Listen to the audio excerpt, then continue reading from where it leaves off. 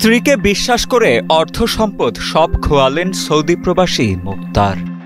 দীর্ঘ ৬ বছর পর দেশে ফেরার ৬ দিন যেতে না যেতেই প্রবাসী স্বামীকে ঘুমের ওষুধ খাইয়ে অর্থ সম্পদ সব নিয়ে পরকীয়া প্রেমিকের সাথে পালিয়ে গেছে স্ত্রী। প্রবাস জীবনে হাড়ভাঙা পরিশ্রম করে দেশে পাঠানো ১২ লাখ টাকা ও স্ত্রীকে হারিয়ে এখন যেন নিঃস্ব এই হতভাগা প্রবাসী। আমি আলাদ বরাদ করে সৌদি আরব গেছি। আমি ফ্যামিলির জন্য বহুত কষ্ট করছি। আমি আজকে দৌড়ে বেড়াচ্ছি কুত্তার মতন। আমার কেউ পাত্তাও দেয় না, কেউ দেখেও না যে হ্যাঁ চলে যাবে। আমি তো ধারণা ছিল না। স্বজনেরা জানান, প্রবাসে থাকাকালীন সময় থেকেই মুক্তার প্রতি মাসে বাড়িতে টাকা পাঠালেও ঠিকমতো তার বৃদ্ধা মায়ের দেখভাল করতেন না মুক্তারের স্ত্রী। সন্তানদের দিকেও ছিল না তেমন নজর। এছাড়া তিনি রাতভর মোবাইলে ব্যস্ত সময় পার করতেন বলেও জানান প্রবাসীর মা। ওই নাইট বেরি কথা কয়, বুঝছেন, আমার কোনো দাম দেয় না। আমি এসে কই, আমি তুই তোর চোখ চলে যাবে, মাথা চলে যাবে, নাইট বেরি কথা কইস, তোর ঘুম নাই। সেই কানের মধ্যে যেটা কি দেয় রে বাবা, ওই কানের মধ্যে কথা কয়। সে আমার গর্ত শোনা যায় কথাগুলো। অনেক আগে ভালোই ছিল, ফাইন সুন্দর সংসার রেখাইছে, কিছু কইনি। এই যে বিদেশে গেলি পারা আমার বিটার বোর চরিত্র খারাপ হয়ে গেল। পরিবারের সচ্ছলতা ফেরাতে ২০১৯ সালে সৌদিতে পাড়ি জমান ফরিদপুরের মধুখালী উপজেলার নওপাড়া পিছুলিয়া গ্রামের ভ্যান চালক মুক্তার মোল্লা।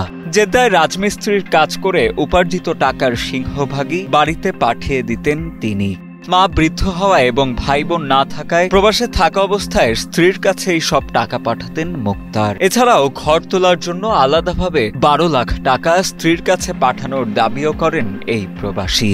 ১০ লাখ টাকার মতন এর কাছেই ছিল আর ক্যাশ। আমার আবার ভাই ব্রাদার নাই, বাপু নাই। অনেক টাকা পয়সা ওরে আগেই দেশে আর প্রচুর কাপড় বানাইছিল। আমি কিছু কইনি, আমার ৬ বছর করে বাড়ি এসে সে আগে টাকা পয়সা তো নষ্ট করেছে, ঘুপ করে এই কাম করে। সৌদি প্রবাসী মুক্তারের অভিযোগ, প্রবাসে থাকা অবস্থায় তার স্ত্রী প্রতিবেশী এক যুবকের সাথে জড়িয়ে পড়েন পরকীয়ায়। গত মে মাসের ১৮ তারিখ দেশে ফিরে এলে ২৫ তারিখ রাতে তাকে ঘুমের ওষুধ খাইয়ে নগদ টাকা ও স্বর্ণালংকার নিয়ে পরকীয়া প্রেমিক আলামিনের সাথে পালিয়ে যান বাসিনা আক্তার সুমি। আর ৬টা বছর বিদেশে থাকার পরে আমি দেশে আসছি। আসার পরে আমার কিচ্ছু বলে না। রাইতে বাচ্চা দিনে আমি ঘুমাইছি। আমার সন্ধ্যা রাইতে ৮:৩০ বাজে গোবর বড়ি খাওয়াইয়ে এই ৬টা বছরের হিসাব আমার না দিয়ে ফেরে চলে গেছে। মুক্তারের স্ত্রী পলাতক হওয়ায় তার বক্তব্য নেওয়া সম্ভব হয়নি। প্রেমিকের সাথে যোগসাজশে প্রবাসীর স্ত্রীর অর্থ নিয়ে সটকে পড়ার এ ঘটনায় মানববন্ধন করেন সৌদিতে বসবাসরত প্রবাসী বাংলাদেশিরাও। প্রশাসনের মাধ্যমে ঘটনাটির সুষ্ঠু তদন্ত করে জড়িতদের আইনের আওতায় নিয়ে আসার দাবি তাদের।